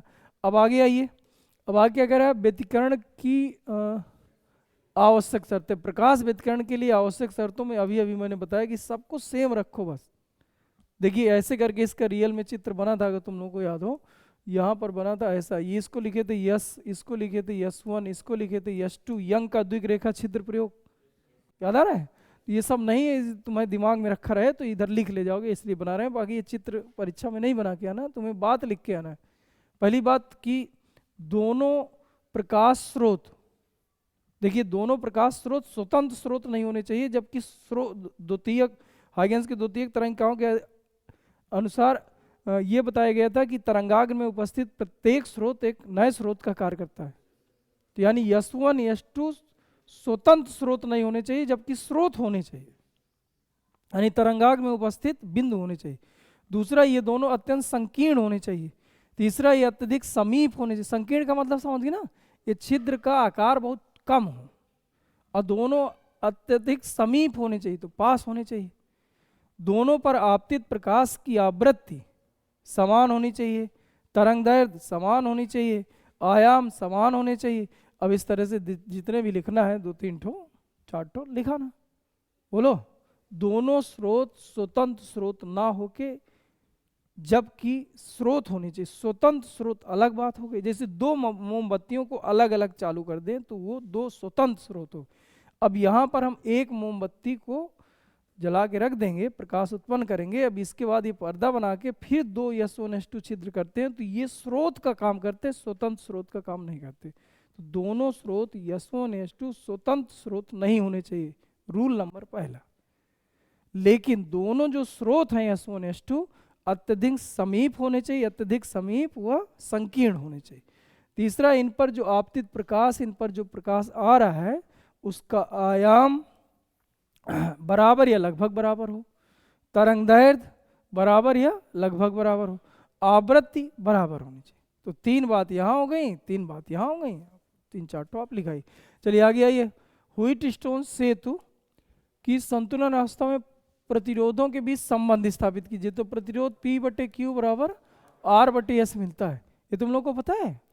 अब इसका चित्र बना के भैया किरचॉफ का दूसरा नियम बस लगा के चले आना है। इधर देखो भैया, यहाँ आप लगा देना धारा मापी, यहाँ से उठा के एक सेल लगा देना, सेल लगाने के बाद कुंजी लगा देना, कुंजी लगाने के बाद ये जोड़ देना, यहाँ लिख लेना PQRS। मान लीजिए आ जाए तो आपको इतना बना के आना है, ये धारा मापी G लिखना है। संतुलन की स्थिति में उसने ही कह दिया है, तो आप यहाँ से करंट ले जाएंगे I, कुछ करंट इधर ले जाएंगे I1, कुछ करंट इधर I2, इधर करंट जाएगा I1, इधर करंट जाएगा I2। क्या है बात समझिए, इधर में की हो जाए।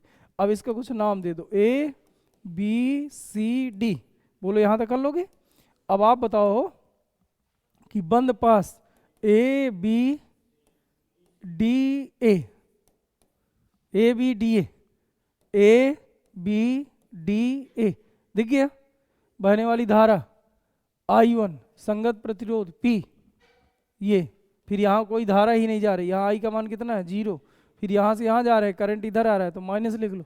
बहने वाली धारा संगत प्रतिरोध R बराबर इस बंद पास के कुल सेलों के विद्युत वाहक बलों के बीजगणितीय योग के, इधर कोई सेल नहीं तो क्या लिख लो 0, तो हम लिख लें I1P बराबर I2R, समीकरण फर्स्ट।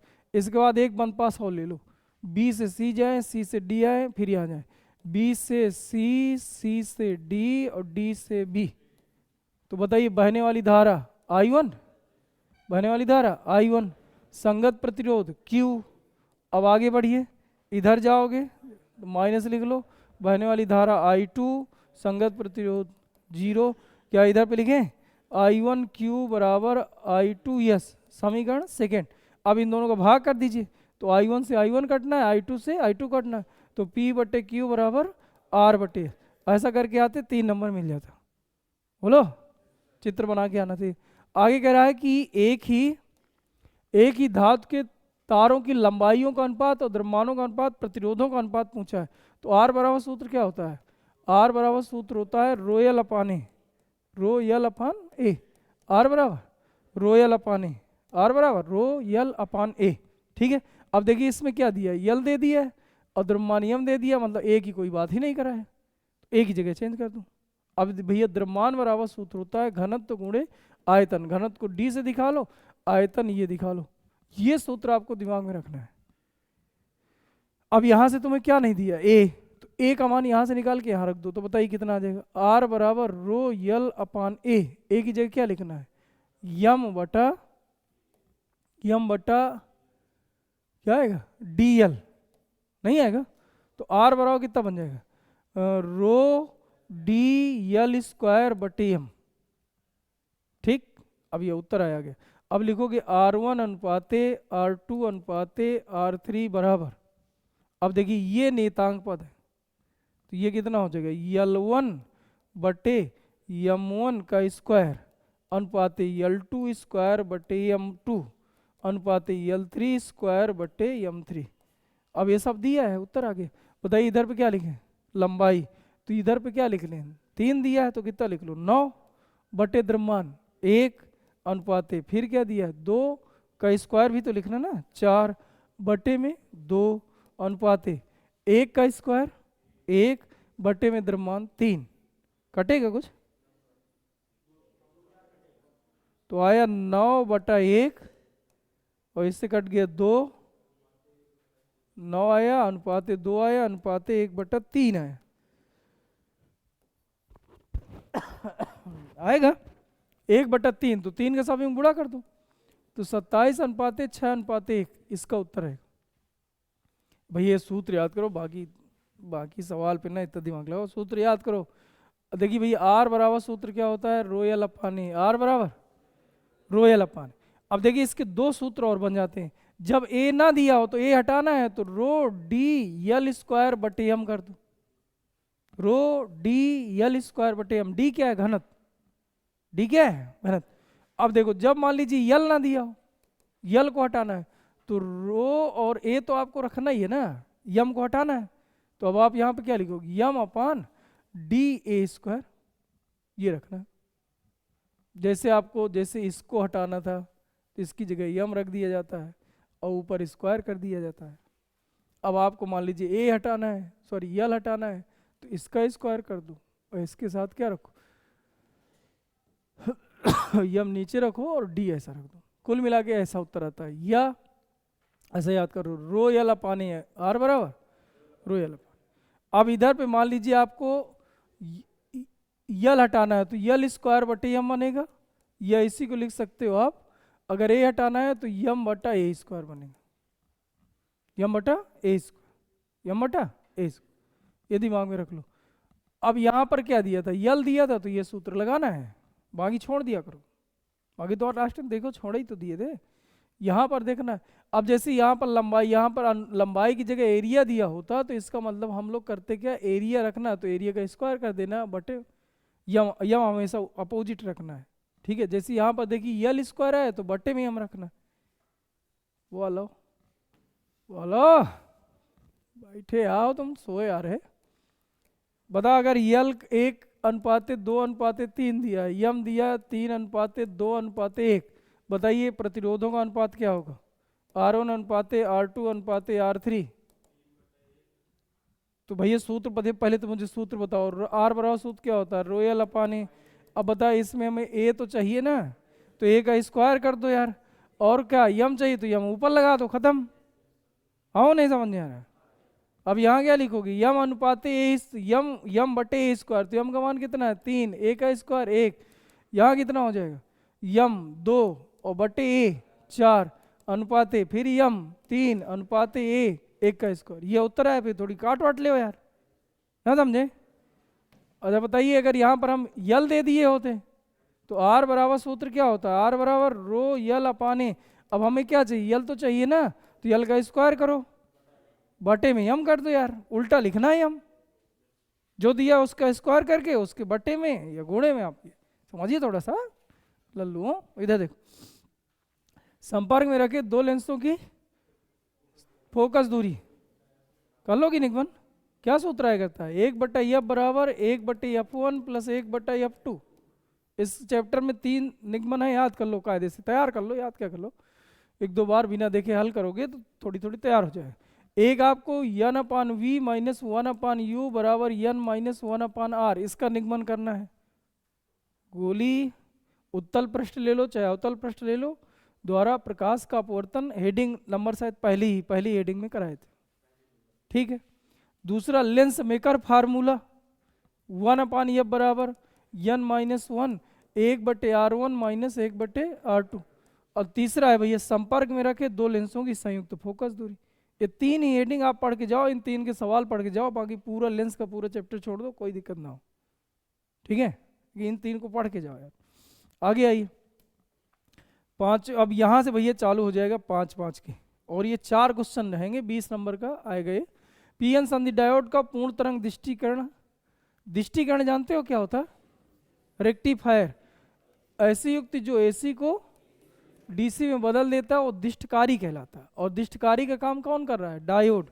पीएन संधि डायोड का एक बार पूछा था, पीएन संधि डायोड का उपयोग लिखिए, तो दृष्टिकरण के रूप में, खत्म नहीं। एसी को डीसी जो बदल देता है उसे क्या कहते हैं, दृष्टकारी। अब कह रहा है पूर्ण तरंग के रूप में चाहिए, कैसे प्रयुक्त किया जाता है, केवल आपको चित्र समझाना है। ये हमने ले लिया एक ट्रांसफार्मर, ट्रांसफार्मर में ये प्राथमिक कुंडी है, ये इनपुट का काम करेगा, क्या काम करेगा, इनपुट। यहाँ ट्रांसफार्मर का संकेत ऐसे बनाया जाता है, यहाँ ये, यहाँ द्वितीय कुंडली लगा लो, यहाँ भैया आप करो क्या, एक डायोड लगा लो, पूर्ण तरंग चाहिए तो 2 डायोड लगा लो, अर्ध तरंग चाहिए तो 1 डायोड लगाया जाता है। यहाँ भैया ऐसा जोड़ दोगे, अब करंट यहाँ से भी आएगा और यहाँ से भी करंट जाएगा। अब सोचो यहाँ से दोनों करंट दे रहे हैं तो जाएगा कहाँ, इसलिए यहाँ से एक जोड़ दीजिए ऐसे, तो बंद परिपथ बन जाए। यहाँ पर एक लोड प्रतिरोध लगा लो RL, यहाँ पर आउटपुट दिखा दो, यहाँ पर मिलेगा आउटपुट। क्या ये बात समझे, ये क्या है, इनपुट। बताओ इनपुट कैसा मिलेगा, AC टाइप का, तो AC का संकेत तो ये है ना। और आउटपुट कैसा मिलता है, दृष्टकाणी, AC को DC में इसने बदल दिया होगा तो आपको ऐसा मिलेगा, ये आउटपुट है। ये बना के आना है, ये क्या लिखा है आउटपुट, ये क्या लिखा है इनपुट, बस ये चित्र बना के आना है। सरल परिपथ बनाकर इसकी क्रिया विधि लिखना है, तो क्रिया विधि भी आपको समझाना है। क्रिया विधि लिख ले जाओगे, बोलो। इसमें आप बताओगे, पहले तो आप बताओ कैसे प्रयुक्त किया जाता है। तो आप भैया बताओगे कि जब 2 पीएन संधि डायोड का उपयोग करके, जब दो पीएन संधि डायोड का उपयोग करके एक वैद्युत परिपथ तैयार करते हैं तो एसी को डीसी में पूर्ण तरंगों के रूप में बदला जा सकता है। एसी को, ये ऊपर एसी लिखा है, ये इनपुट लिखा है एसी, या आउटपुट लिखा है डीसी, एसी को डीसी में पूर्ण तरंगों के रूप में बदला जा सकता है, जिसका परिपथ आरेख निम्न है। तो ये चित्र बना दोगे, बोलो, इसका परिपथ आरेख निम्न है। इसके बाद इसके बारे में समझाना है कि जब भैया जब एसी को डीसी में बदलना होता है तो जिसको बदलना है, यानी एसी को परिपथ के प्राथमिक कुंडली, इधर कुछ नाम लिख लो, P1 P2 से जोड़ देते हैं, P1 P2 से जोड़ देते। अब यह द्वितीय कुंडली तक पहुंचता है, तो द्वितीय कुंडली S1 S2 बना लीजिए, S1 S2 तक पहुंचता है। पहले अर्धचक्र के दौरान, ये पहला अर्धचक्र दिख रहा है भैया, इसमें S1 कैसा है धनात्मक, तो S2 कैसा है ऋणात्मक। और जैसे पहला धनात्मक रहेगा तो डायोड D1 अग्र दिशा और D2 पश्च दिशा को, अतः डायोड D1 द्वारा धारा प्राप्त होगी जबकि D2 द्वारा धारा प्राप्त नहीं हो। दूसरे अर्धचक्र के दौरान S1 हो जाएगा माइनस का और S2 कैसा हो जाएगा प्लस का। तो डायोड D1 पश्च दिशिक हो जाएगा, जबकि D2 अग्र दिशिक हो जाएगा। अब D2 द्वारा करंट नहीं जाएगा, निर्गत नहीं होगा, जबकि D1 द्वारा, जबकि D2 द्वारा करंट निर्गत होगा। तो फिर से भैया अग्र दिशिक में धारा का प्रवाह होता है, इसलिए नीचे नहीं जा रहा, सब अग्र दिशिक में जा रहे हैं। यही क्रिया बार बार होती रहती और AC DC में बदल जाता है। ठीक है, बाकी इसका शायद तो 1 या 2 दिन में इसका पूरे चैप्टर का वीडियो में बना के अलग अलग से डालना ही है। उसको कायदे से पढ़िए, कैसे 6 नंबर का आएगा, और ये आने के चांस ज़्यादा रहते हैं, पूर्ण तरंग दृष्टिकरण और अर्ध तरंग दृष्टिकरण। अब पूरी थ्योरी आए तो जब तक आप इसको आप दिमाग में कायदे से बैठाओगे नहीं तो लिख नहीं पाओगे। ठीक है ना, आगे आइए भैया। एल्फा कण प्रकीर्णन प्रयोग, एल्फा कण प्रकीर्णन प्रयोग पता है 1911 ईस्वी में रदरफोर्ड ने एल्फा कण प्रकीर्णन प्रयोग का वर्णन कीजिए। इसमें 5 बातें हम तुम्हें लिखाए थे। 1911 ईस्वी में रदरफोर्ड ने स्वर्ण धातु की पतली पन्नी में, स्वर्ण धातु की पतली पन्नी में एल्फा कणों की बमबारी की तथा इनके विचलन के आधार पर निम्न निष्कर्ष दिए। पहला बताए थे कि अधिकांशतः एल्फा कण बिना विचलित हुए सीधे निकल जाते हैं। इससे यह पता चलता है कि परमाणु का अधिकांश भाग खोखला है। कुछ एल्फा कण न्यून कोण बनाते हुए, कुछ अधिक कोण बनाते हुए निकल जाते हैं। इससे पता चलता है कि परमाणु का संपूर्ण परमाणु धन आवेशित नहीं होता। मध्यवर्ती अल्फा कण उसी मार्ग पर वापस लौट आता है। इससे पता चलता है कि परमाणु का केंद्र धन आवेशित, यानी परमाणु के केंद्र पर संपूर्ण धन आवेश होता है। इसे नाभिक है। तो नाभिक की खोज किसने करी? 1811 में रदरफोर्ड। अगला बताया था कि अगर हम स्वर्ण धातु की पतली पन्नी की जगह कोई दूसरी धातु का उपयोग करें तो जितना यह प्रकीर्णन था, यह प्रकीर्णन बदल जाता है।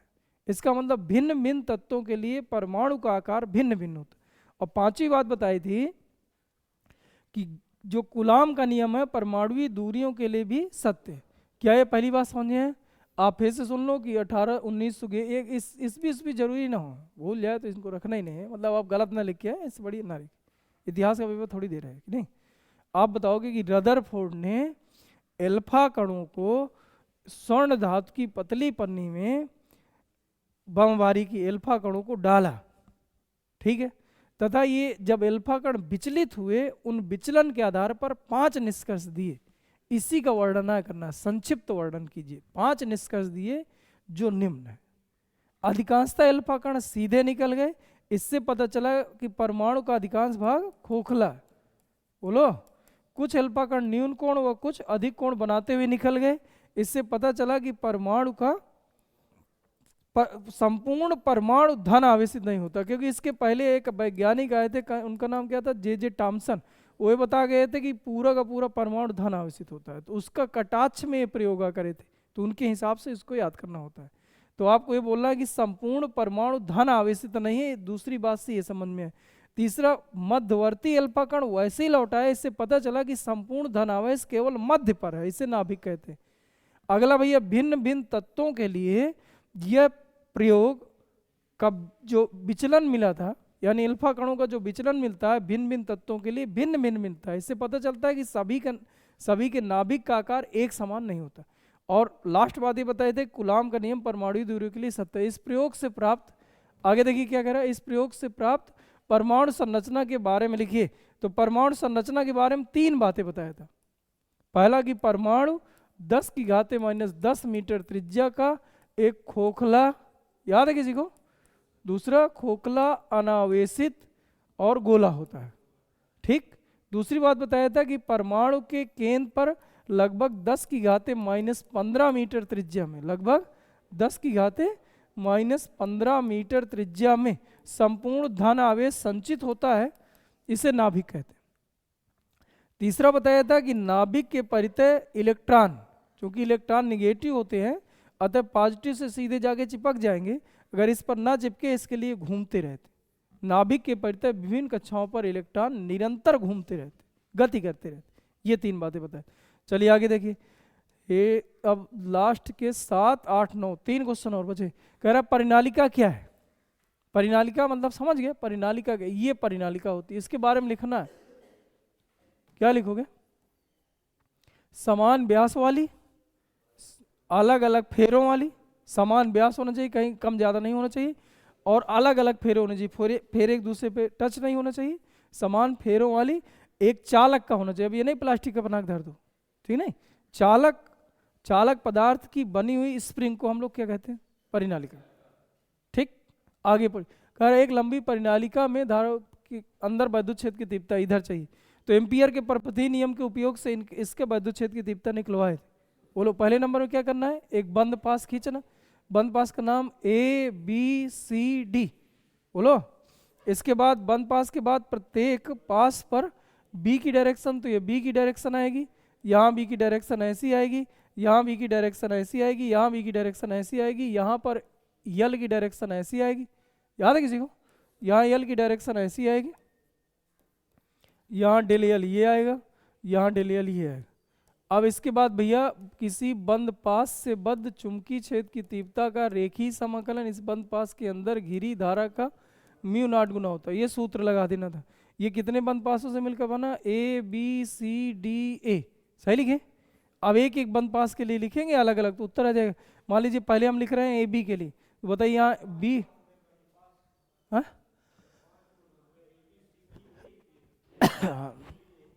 ए से बी जाएंगे, फिर बी से सी जाएंगे, फिर सी से डी जाएंगे, फिर बी से फिर एक आएंगे, तो बंद हो गए, नहीं बंद हो रहा। ए से बी जाओगे तो B D A cos zero, cos zero मतलब इन दोनों के बीच बना कोण। फिर बी से सी जाओ तो बी डी ए कास 90, सही लिख रहे। फिर सी से डी जाओ, सी डी के लिए, ये बी से सी के लिए, तो ये हो जाएगा B D A cos zero, दिख रहा है। अब डी से ए जाओ तो ये हो जाएगा बी डी ए होता है डी एल होता है, बोलो डी एल, ऊपर ये सूत्र लिखा ना डी एल, और ये हो जाएगा डी एल और कास 90, भैया इधर देख लो थोड़ा, कास 90 बराबर इसके अंदर घिरी कुल धारा। तो ये मान लीजिए यक्स दूरी पर एकांक लंबाई में फेरों की संख्या तुम्हें यक्स यन मानना है, एकांक लंबाई में फेरों की संख्या ऐसा माना में लिखना पड़ेगा, एकांक लंबाई में फेरों की संख्या यन। तो बता यक्स लंबाई में फेरों की संख्या यन यक्स, एक फेरे में आई धारा, तो बताओ टोटल धारा, तो आप लिखोगे यन यक्स आई इंटू म्यू नॉट। और बताइए साइन 90 जीरो, साइन कास 90 जीरो, कास 90 जीरो। अच्छा बताइए इधर पे b का मान चूंकि बहुत दूर है, तो यहाँ जैसे b का मान मान लो 10 टेस्ला आएगा, तो यहाँ 0.0001 टेस्ला आ रहा हो, यानी इसकी तुलना में बहुत जीरो होता है, इसलिए हम जीरो मान लें। वो भी कौन सा? सी डी वाला, तो ये भी जीरो हो जाएगा। बताइए इधर पे क्या बचा? b, यहाँ डेल यल का समाकलन क्या हो जाएगा? यल, यल कहाँ से कहाँ रखना है? ए से बी की दूरी क्या माने हो? यक्स, बाकी सब 0 0 0, और इधर पर आओगे यन यक्स आई इंटू म्यू नॉट, क्या यक्स से यक्स कट जाएगा, कितना आ गया? बी बराबर म्यू जीरो यन आई, बी बराबर आ जाएगा म्यू जीरो यन आई। भाई ये निगमन हो जाता है। बोलो आगे देखिए, इसमें अथवा अच्छा दो क्वेश्चन हल कर रहे, वही तो बढ़ नहीं रहा है यार। प्रकाश देखिए यहाँ पर वही देखिए, सवाल थोड़ी से सरल भी होते हैं, जल्दी हो जाता है, इसलिए सवाल जब मिला करें सवाल जरूर किया करो। ये इलेक्ट्रॉन है भैया, कार फलन दिया 4 EV, इस पर इतने हर्ट्ज का आपतित हो रहा है, तो जो विकिरण हो रहा है आवृत्ति दिया है 3 × 10⁻15 हर्ट्ज। तो कहे बताइए जो उत्सर्जित इलेक्ट्रॉन है इनका अधिकतम गतिज अधिकतम वेग चाहिए, तो पहले तुम गतिज ऊर्जा निकाल लो फिर वेग निकलेगा। बोलो बताइए यहाँ की एनर्जी निकाल सकते हो। ई बराबर सूत्र बताइए इधर की hc/λ, और अगर मान लीजिए न्यू दिया तो h न्यू, याद है किसी को? और बताइए उत्तर काय में आ गया? जूल में। अब बताइए जूल को अगर हमें इलेक्ट्रॉन वोल्ट में चाहिए तो भाग कितने कर दो? 1.6 × 10⁻−19, तो काय में आ जाएगा? इलेक्ट्रॉन वोल्ट में आएगा। बताइए एच की वैल्यू 6.6 × 10⁻34, न्यू की वैल्यू 3 × 10⁻15 बटे 1.6 × 10⁻19, बताइए कितना आएगा? ये दशमलव काट लो, ये कितना लिखा? 33 बटे 8 × 10⁻3 और × 10 पूरा कट रहा है।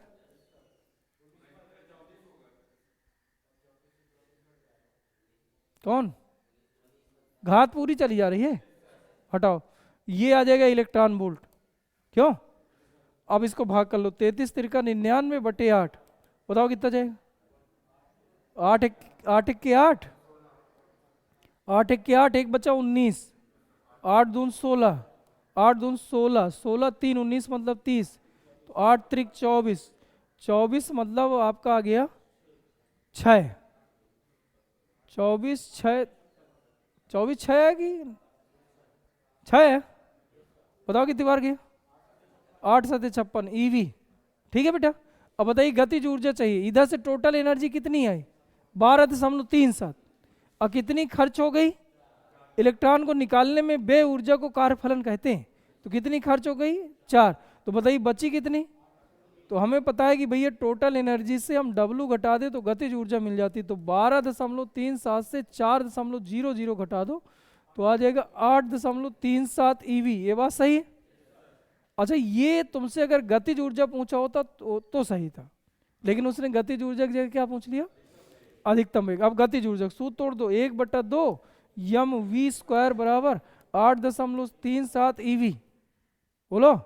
अच्छा बताइए v चाहिए तो क्या 8.37 गुणे 1.6 गुणे 10⁻⁻19 बटे गुणे 2 समझिए, बटे यम किसका रखना है? 9.1 गुणे 10⁻31 किसका रखना है? इलेक्ट्रॉन का। और भैया ये v में ये अंडर रूल समझिए स्क्वायर था। अब इसका कैलकुलेशन कर लेना। अच्छा जब भी कैलकुलेशन किया करो भैया तो ये देखिए अजीब सा आ जाएगा। तो अब आप यहाँ 9.1 की जगह क्या लिखोगे? 9, तो 9 का अंडर रूल 3 आया सीधा सीधा। अच्छा बताइए यहाँ पर पहले घात को कर लो सम, घात को क्या कर लो? सम। अब आप देखिए इधर आप जो इधर पे लिखा है 8, 8 लिखा है ना, और 8 गुणे 2 कितना लिख सकते थे? 16। अगर इसको हम नजरअंदाज किए होते तो कितना आता? 16। 16 को कितना लिख सकते थे? 4, बाहर आ गए। अब देखिए इधर घात चेक करो, यहाँ का कितने घात है? 19 की, ये 31 जाएगा तो कितने घात बची? और 19 1 20 10 30